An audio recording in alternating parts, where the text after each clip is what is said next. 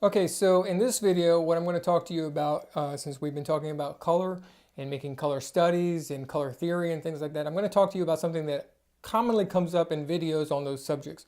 Usually what you have is not anything like what I've been displaying. Usually what you have is somebody who is not telling you a bunch of theory or describing a bunch of exercises that they've done, but they're actually going to sit there and do a demonstration because you viewers who like to watch YouTube like to see demonstrations. So I'm not doing demonstrations, but I am going to critique a demonstration. This is the one that I usually see. Usually somebody has a giant palette in their hand because that's what they use when they paint, because you need a lot of color. You need a place to put all those colors. Use a giant palette. If you're going to paint on a giant canvas, you're going to need a lot of paint. So they have this because that's what they own. They have a giant brush because people like to see artists in their hands with giant brushes. And they'll put, they'll take each tube of paint and they'll squeeze a little puddle, squeeze a little puddle, squeeze a little puddle, for their primaries. Maybe they'll put some white, and if they're a real idiot, they'll put some shade of brown also. They like to do that. But then that's not the part that I wanted to critique. I think that that's pretty stupid to add brown to your palette, or even a black, as I pointed out. But that's not what I'm here to critique. What I'm here to critique is what they do with that. So then they take their big, huge, giant, fat brush, and they want to talk to you about what happens when you mix the color. And to do that, they decide that they want to show you. So they take their big, fat brush and they dip it in this sample that they have. And then they take their brush over to some other color, and then they dip it in there. And then they come down here and they mix it up, right?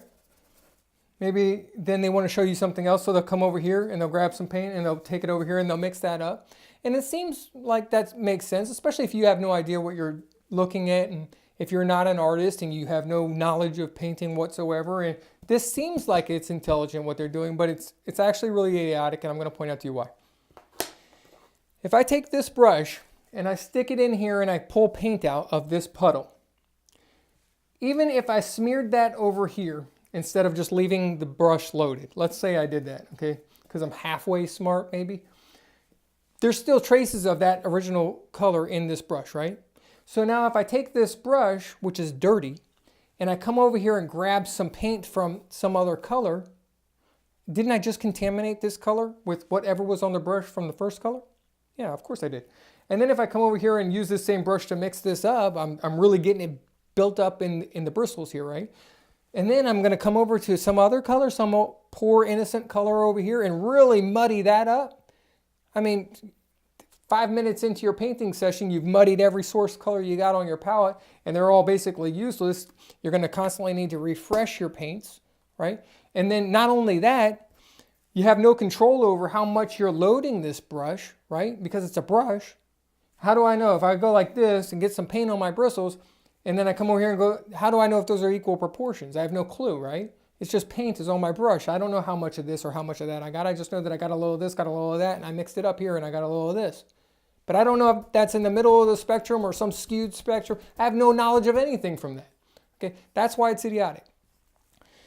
What you need to do is you need to clean your bristles before you ever revisit the next source color. You only touch a source color with a clean brush or painting knife or anything. You never take a dirty tool into a source color. That never happens, okay? Once you contaminate that, it's useless to you for any future work after that. And again, when we're doing these color studies where we have, I don't even know how many different variety of color there is in this chart. I'd have to count it out, but I can assure you that that's a tremendous amount of different variety of colors. Each one of these squares is 1/4 of an inch, right? And you can see how many 1/4 inch squares I got there. That's a lot of different mixing, okay? And it's only mixing to paint 1/4 of an inch of real estate, okay? So if I'm mixing, like if I grab a bunch of paint here and I grab a bunch of paint here and I mix a puddle here, do you think that puddle is just enough to paint 1/4 of an inch of real estate? No, probably not. I could probably paint quite a lot with that, right? But I only need that color for 1/4 of an inch, so that's idiotic, right? So anyway, don't do that. That's stupid, and we're not going to do that. What we're going to do is going to be considered far more inefficient and far more intelligent, okay? Because we're not interested in being efficient, because the consumer of your artwork doesn't give a damn how long it took you to do the painting. They just care if it looks good, okay? So we're going to use a little brush Because if we're doing a color theory, that means we're just making swatches. And the swatches, if we're going to put a lot of different swatches on something, then they're going to be small, right? Maybe like I said in my example, they were only a quarter of an inch. So if they're just a quarter of an inch, why do I need a big brush? I just need this little brush, right? I'm just going to grab that, transfer it, clean this brush, put it away, and I'm going to mix my next color to put down so that I can grab it. Now let me show you how we're going to do that. How we're going to mix our colors, because I just told you that the other way to mix your colors is idiotic and stupid. You should never do it. Even if you're painting, whether you're doing a color study or you're doing a painting, it doesn't matter. You should never ever do that. It's retarded. Okay. Instead, what we're going to do is we're going to use palette knives.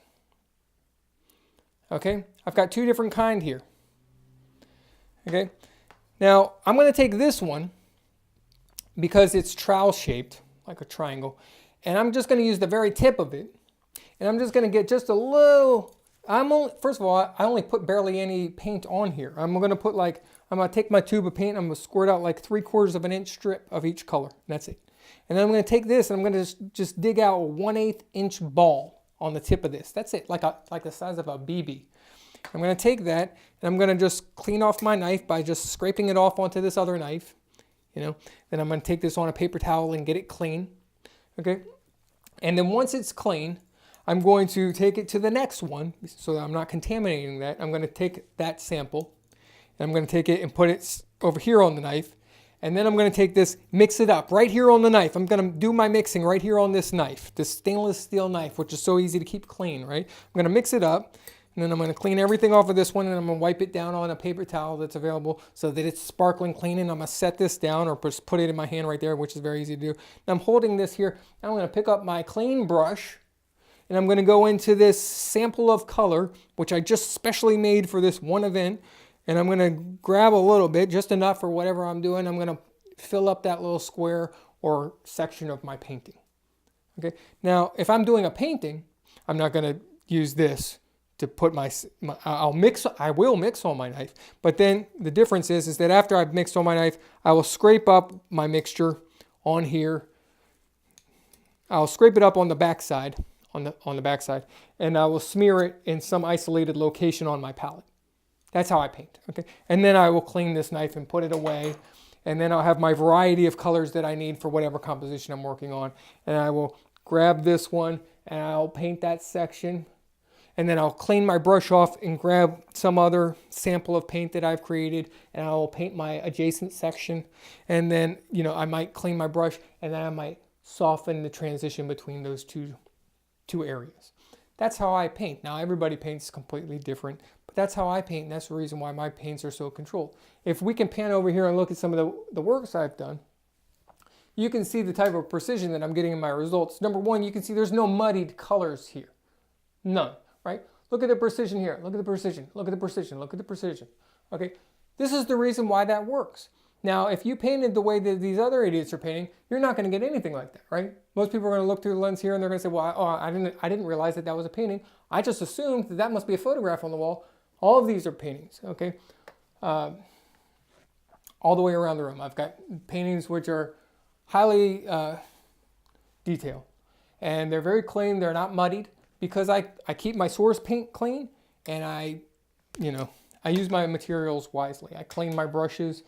And I put my sample colors here, and then I put them up there, and then I make my transition. So if I need a nice hard transition between here and here, like this is just unpainted canvas here. That's my painted line, right? This little one for the hair. And that's how I get my control. And if you want to have a controlled painting, that's how you should paint. So everybody paints different. Everybody's got a different style. Everybody wants a different result, and I totally understand that, especially if you're doing abstraction. You don't need detail in abstraction, right? What you just need is effect. You need emotion, okay? It's a completely different thing. But you know what nobody wants? Doesn't matter what style of painting you're doing, nobody wants mud. Nobody wants a big brown, olive drab, mushy blob of darkness, So that's what I wanted you to learn from that. I hope that that's what you'll take away from it, and I hope that you'll improve as an artist.